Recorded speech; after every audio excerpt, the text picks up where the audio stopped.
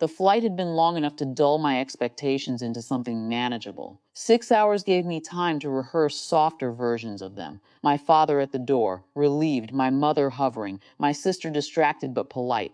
I didn't expect warmth, just a version of neutrality that didn't feel like a transaction.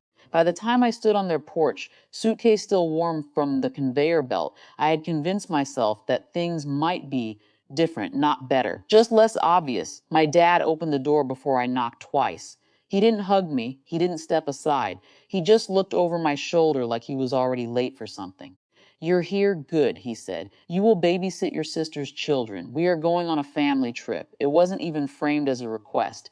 It was placement, like I'd been slotted into a gap. I hadn't stepped inside yet. Behind him, I could hear movement, zippers, rushed voices, the friction of plans already in motion. My mother appeared briefly, gave me a quick, tight smile that didn't reach her eyes, then disappeared again. My sister came into view next. She laughed when she saw me, not with me, at me in that familiar, effortless way. "Don't wipe your snot on him, kids," she said, half turning to her children, who barely looked up. It landed exactly where it always had. Only this time, something in me didn't move to absorb it. I stepped inside slowly, placed my bag down near the wall. No one asked about my flight. No one asked how I was. It wasn't hostility, it was omission. They moved around me like I was furniture they intended to use. For a moment, I watched it happen, the rhythm of it, the assumption. The way my presence had already been converted into a solution. It felt oddly distant, like watching a memory repeat itself in real time. I thought about the last few years, living away, making decisions that didn't involve them, learning what silence felt like when it wasn't filled with expectation. I had mistaken distance for change.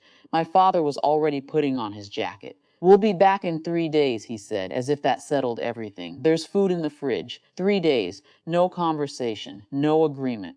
Just a plan I had apparently agreed to by existing. Something in me settled, not sharply, but with a kind of quiet finality.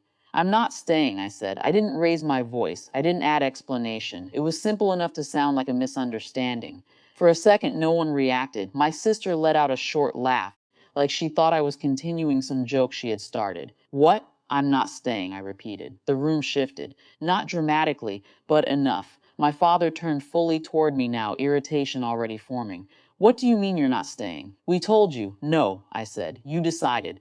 My mother stepped in then, softer, trying to smooth it over. "It's just a few days. You're here anyway. It will help everyone, help everyone." The phrase hung there, familiar and empty. My sister's expression changed first. The humor dropped. "Are you serious right now?" she said. "We planned this, the kids."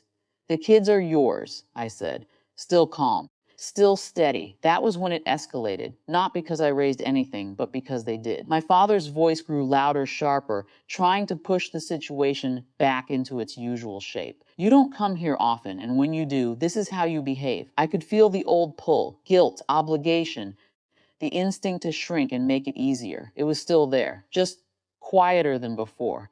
"I didn't come here to replace you," I said. The silence that followed was different this time, not dismissive, disoriented. Then my phone buzzed in my pocket. I glanced at it, more to create a pause than out of urgency. The message was short, expected. My return flight had been confirmed, earlier than planned.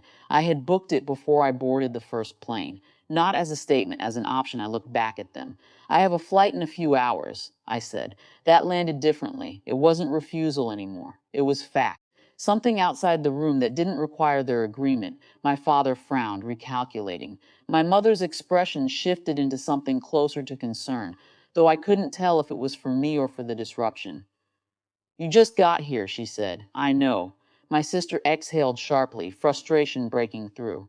Unbelievable. Maybe. Or maybe just late. No one moved to stop me when I picked up my bag. That was the part that stayed with me. Not resistance, but the absence of it. As if once the shape of things changed, they didn't know how to hold it in place. At the door, I paused, not for them, but for myself, to check if there was anything left to say. There wasn't. Outside, the air felt different, not lighter, just clearer. I didn't feel like I had won anything. There was no satisfaction in it.